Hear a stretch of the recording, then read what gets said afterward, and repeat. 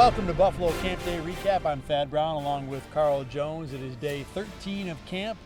We only have one more left. Day 14 and the Bills will leave Fisher and head back to Buffalo. But before we get to that, let's talk about what happened today at practice. And I think the big news is the offensive line. For the first time in camp, we saw all 5 expected starting offensive linemen together on the field in a team drill. Roger Saffold getting his first work in team.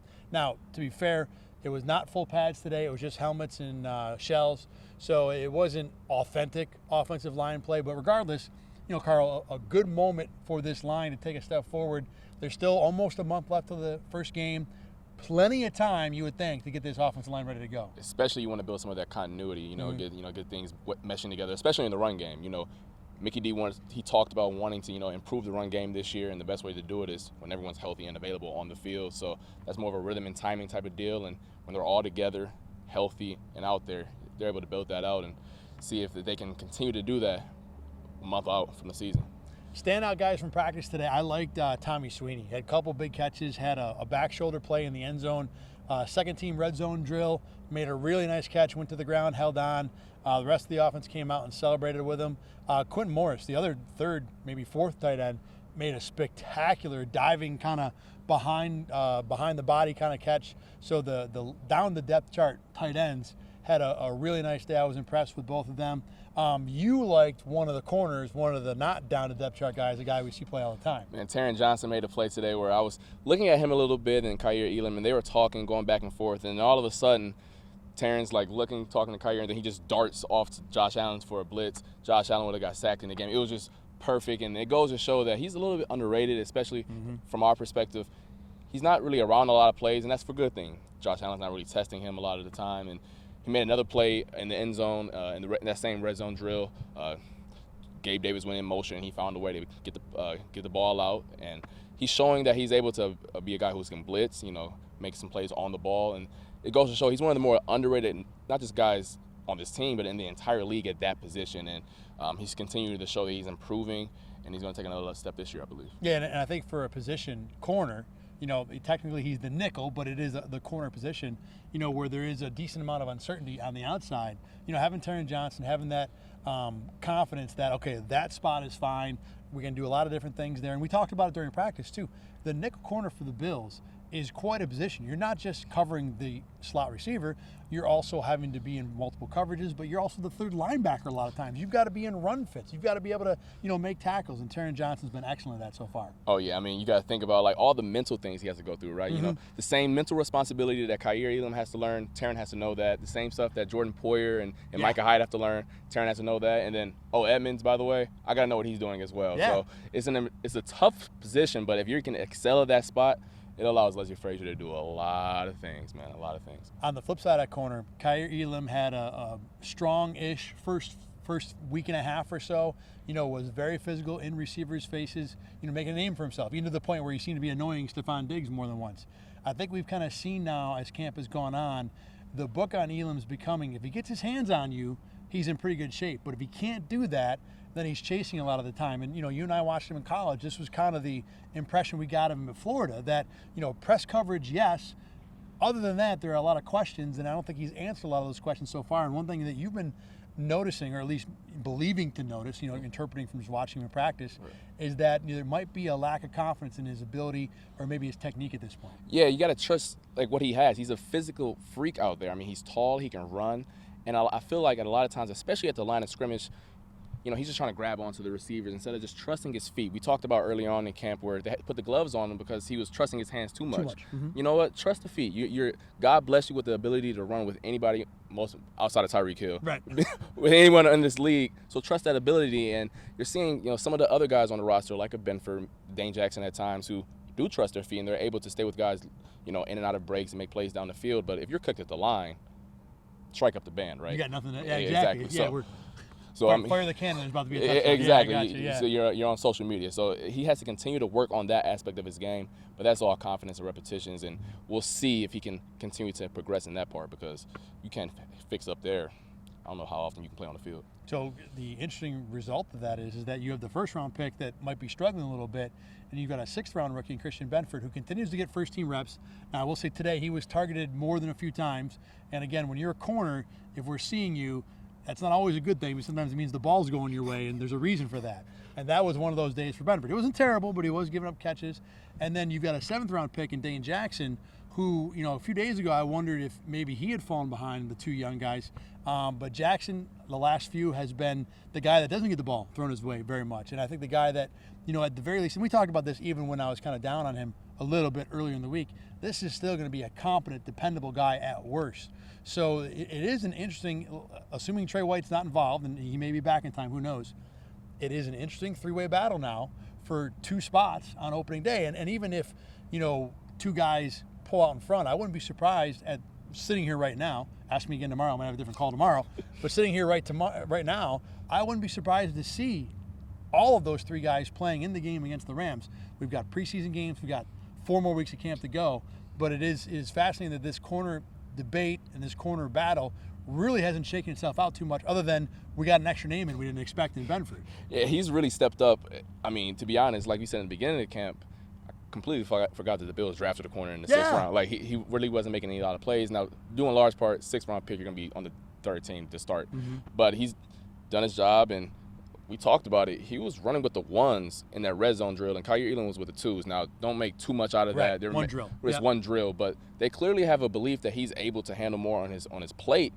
And like you said, week one, I told you earlier, I would not be surprised if he's getting a lot of darn reps because no one's just no one's standing out, no one's taking the job. And Leslie Frazier talked about, Benford's ability to make plays on the ball, but if he's able to do that, maybe in these preseason games, I think some of those reps might become permanent. Yeah, these preseason games, that is going to be the position that I think I'm watching the most, is corner, because you expect to see the young guys, play a lot. It's not going to be, most of the rest of the starters, most of the rest of the guys we expect to see on the field during the regular season will not get a whole lot of time in the preseason. Corners will.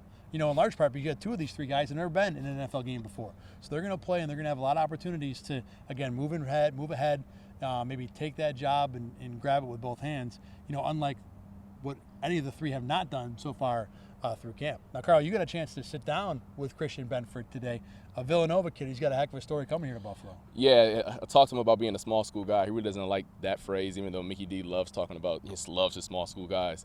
And I talked to him about coming from Nova, being a 6th-round pick, and do you have a chip on your shoulder? Because you hear stories all the time of guys where I've been doubted or the world's against me. And he goes, I feel like that, but at the same time, I realized early on that these guys were just like me. It was an interesting soundbite, and it hit home for me because I heard it a ton as a kid.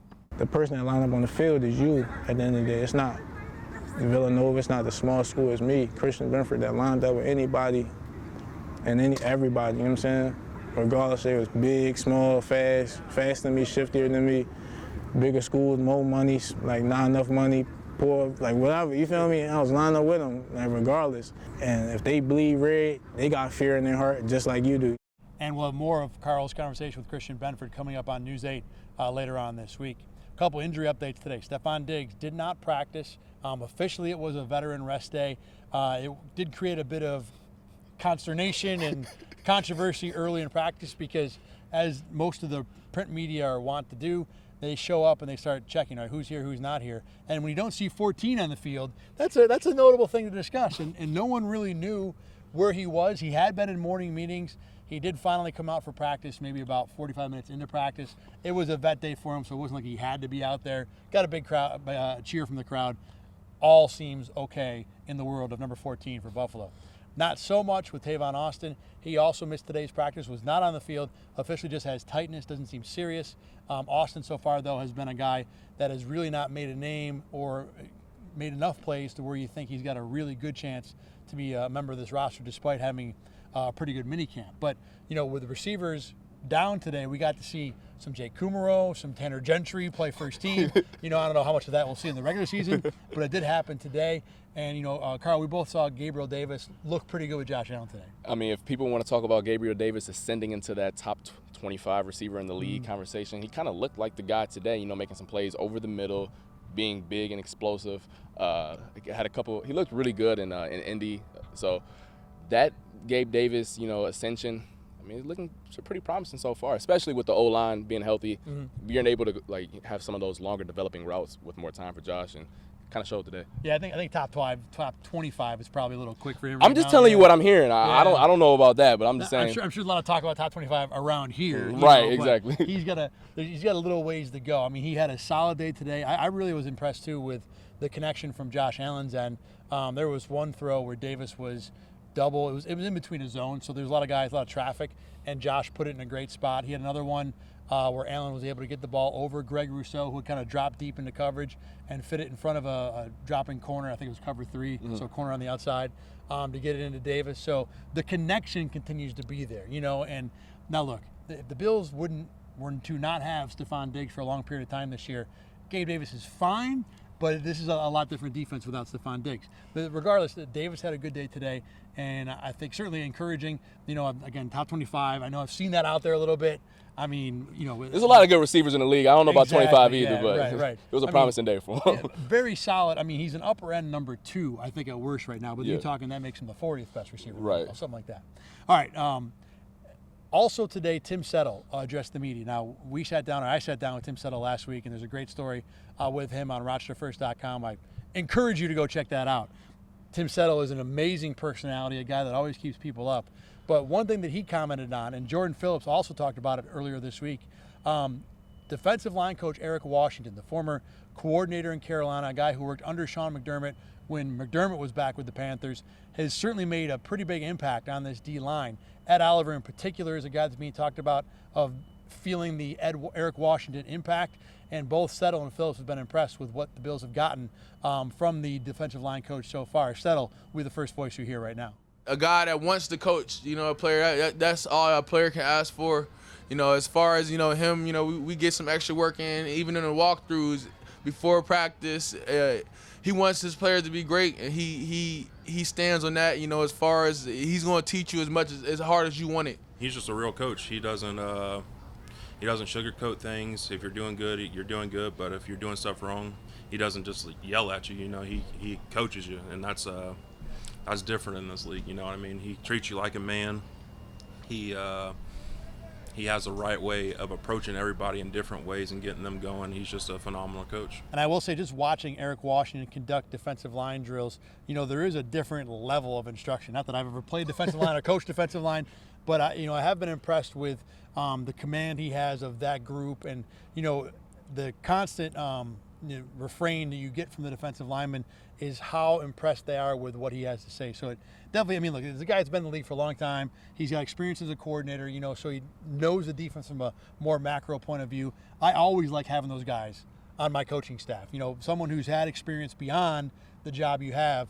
I feel like that's a benefit when it comes to trying to also work on that one particular position group. Those D-line coaches are also always crazy a little bit. They're I also, don't know if Eric Washington is that, though. He seems like a really down-to-earth, I don't want to say reserved, like strong-willed, but not crazy. I wouldn't put crazy on him. Then he one of one then. So I see why they're giving him so much love, because usually they high-strung, over the top, and a lot of energy, and be 8 a.m. meetings, and you trying to sleep, and they over there yelling in your ear, man. But on the sidelines this year, you'll see a CBS reporter, Evan Washburn, and Thad Brown was able to catch up with him. Joined by Evan Washburn, CBS sports reporter. This is a guy you're going to see on the sidelines a lot for Bills games this year. One of the best in the business, too. And Evan, no problem. When you come to these camps early in the year, what are you trying to get when it comes to your fall job? When you have to be on the sideline to talk to these teams, how does it benefit you to be here in August? Well, I think I said to Josh Allen, we spoke after practice, I kind of described it as a vibe check. Mm-hmm. What's the vibe around this team? And I get it from talking to coaches, players, front office members, media members that are out here every day that I trust their judgment to just get an idea of, okay, what's the foundation for this team? Because to your point, I might not see the Bills until week 3 or 4. Certain teams I might not see until week 10 or 12. And if you happen to have seen them in August, well, there's not necessarily one thing that you're going to use in the game. It gives you a baseline that I think allows you to go into that game a bit more armed with real context on how they got to where they are. So this is what, team 10 or 11 I think you've been to for camp so far, something like that? This is 11 in 15 days. Today's Thursday. No, today's Wednesday. Today's still Wednesday, yeah, yes. So it's been 14 days. So exactly 2 weeks ago, our first stop was in Vegas. Mm-hmm. We've seen Raiders, Dolphins, Patriots, Rams, Chargers, Broncos, Colts, Titans, Bengals, Ravens, Bills. So the nice thing is they're all centrally located too. Those are Yeah, easy no, travels. and it was not going cross country twice, which was a horrible idea. Let me ask you this then. I know it's kind of been a fire hose of vibes, Mm-hmm. but give me the comparison of what this Bills vibe feels like to the other teams you've seen so far. I would say it's right up there in terms of positivity, confidence, continuity, just a comfort in your skin. And I mean, look, that's to be expected because you have Sean in year 6 and Josh where he is and just all the pieces that they've built.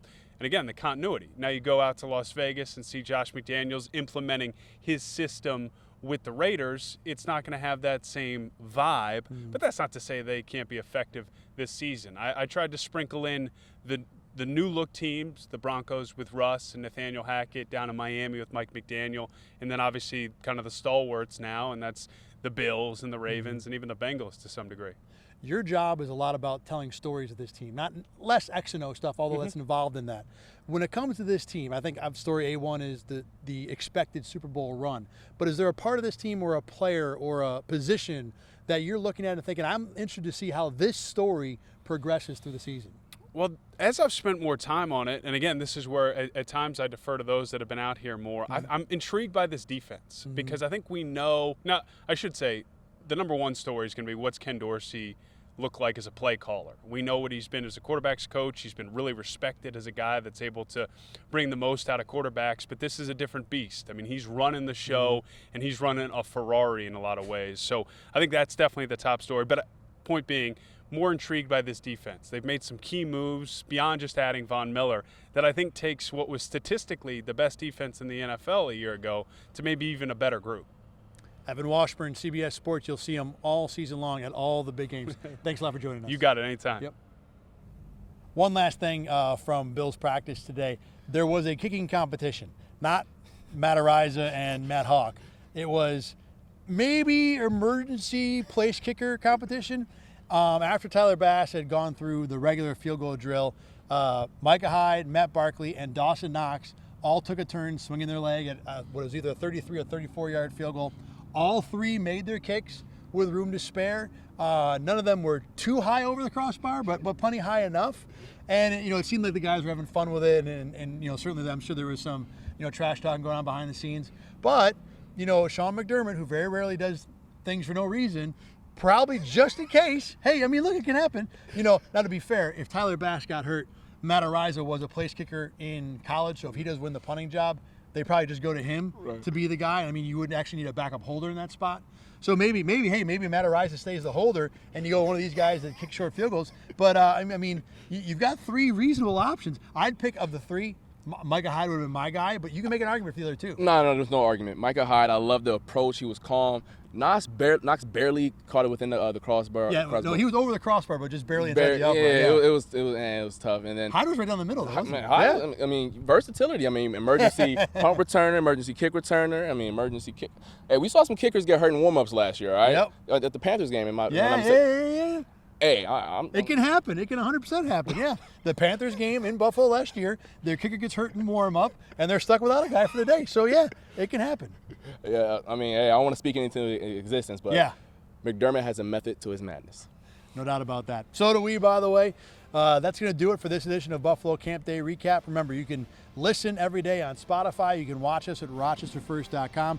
One more practice to go at Fisher, so one more edition of Buffalo Camp Day Recap to go. It'll be A.J. Feldman in this spot to close up shop here at St. John Fisher University tomorrow. Until then, for Carl Jones, I'm Thad Brown. Thanks for watching and listening to Buffalo Camp Day Recap.